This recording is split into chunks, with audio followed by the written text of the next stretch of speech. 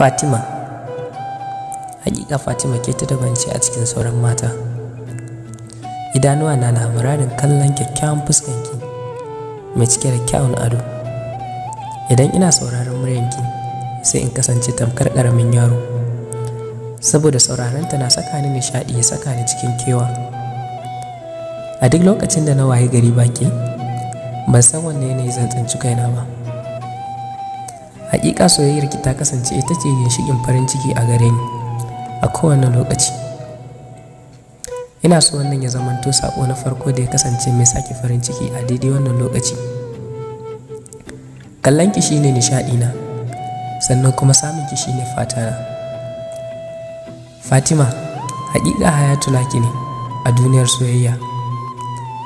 Sai dai bana tunanin zan iya kasancewa ɗaya daga cikin mallakinki na har abada. Ina so ki bani dama domin in kasance naki a kowane yanayi. Duk da dai na san cewa ba lallai a ce mun yi daidai da juna ba, saboda ke ta musamman ce.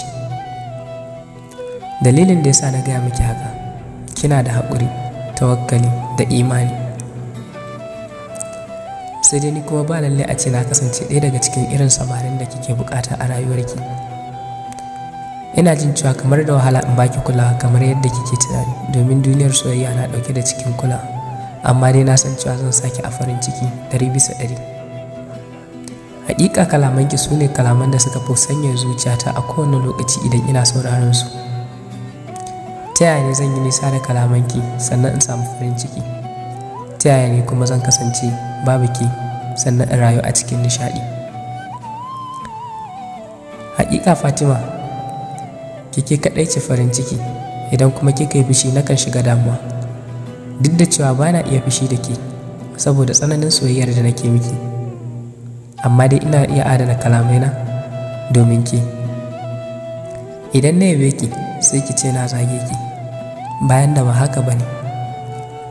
Hakika zuciyata ba ta jure rashin yabanki ba, domin ke kaɗai ce a bar yabona. Idan har na rasa yabanki, ban san wa zan yaba ba kuma sannan in ji daɗi. Ina son ki so na gaske, sannan kuma ke kaɗai ce farin ciki.